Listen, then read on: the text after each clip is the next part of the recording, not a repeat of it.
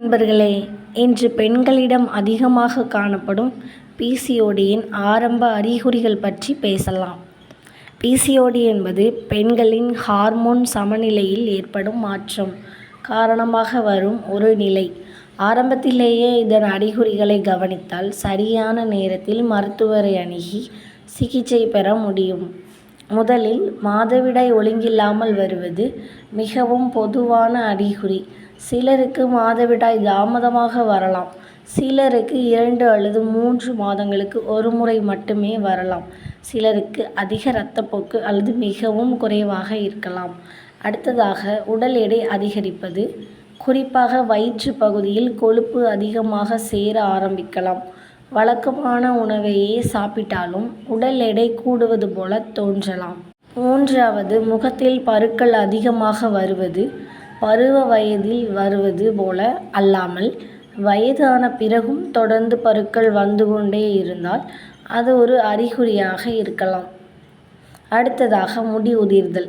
தலைமுடி மெலிந்து அதிகமாக உதிரலாம்.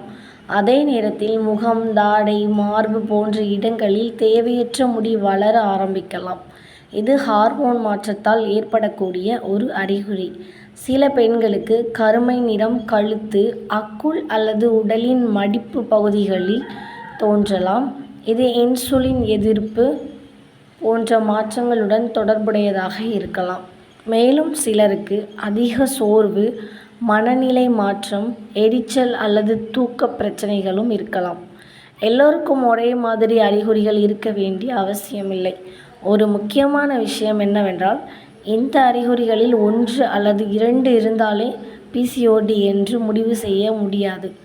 அதே அறிகுறிகள் வேறு காரணங்களாலும் வரலாம்.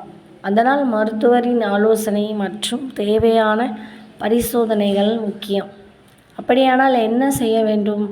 இந்த அறிகுறிகள் தொடர்ந்து இருந்தால் தாமதிக்காமல் மருத்துவரை அணுகுங்கள். சத்தான உணவு சாப்பிடுங்கள். தினமும் குறைந்தது 30 நிமிடங்கள் உடற்பயிற்சி செய்யுங்கள். போதுமான தூக்கம் எடுத்துக்கொள்ளுங்கள். மன அழுத்தத்தை குறைக்க முயற்சி செய்யுங்கள். நினைவில் வைத்துக் கொள்ளுங்கள், பிசிஓடியை ஆரம்பத்திலேயே கண்டறிந்தால் அதை நல்ல முறையில் கட்டுப்படுத்த முடியும். அதனால் உங்கள் உடல் கொடுக்கும் அறிகுறிகளை அலட்சியப்படுத்தாமல் கவனியுங்கள். மேலும் தகவலுக்கு சுகம் சித்த மருத்துவ மையம், பாவூர் சத்திரம். நன்றி. மீண்டும் ஒரு பயனுள்ள தகவலுடன் சந்திப்போம்.